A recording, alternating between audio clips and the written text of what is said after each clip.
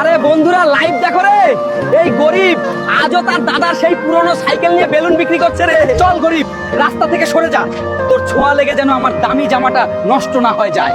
আরে ভাই, ওই হারামজাদা জমিদারের ছেলেটা সব জায়গায় আমাকে অপমান করে রে, কিন্তু মনে রাখিস রে, একদিন আমিও তোর সব সম্পত্তি কিনে নেবো রে। আরে ম্যানেজার সাহেব, আমার সাইকেলটা নিয়ে আমাকে একটা নতুন আইফোন কিস্তিতে দিন তো রে। আরে শালা গরিব ভিখারি, চল ভাগ এখান থেকে, তোর আইফোন কেনার ওকাত নেই রে। আরে অহংকারী ম্যানেজার, যত ঠাট্টা করতে চাস কর, একদিন আমি তোর ওকাতের সাথে এই শোরুমটাও কিনে নেবো রে। আরে ভাই, বলে তো দিলাম রে, একদিন সবাইকে কিনে নেবো রে, কিন্তু এখন এত টাকা আমি কোথা থেকে পাবো রে? শোনো শোনো শহরবাসী, যে জলের তলে 2 মিনিট শ্বাস আটকে থাকতে পারবে সে পাবে গোল্ডেন জুতা আর 500 কোটি টাকা।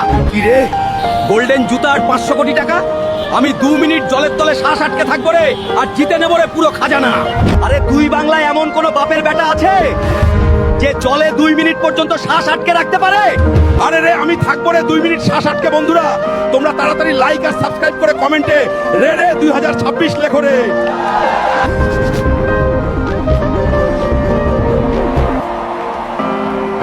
দুই বাংলা জিতে গেছে, আর আজ হাল্ক পাচ্ছে 200 কোটি টাকা আর একটা গোল্ডেন জুতা।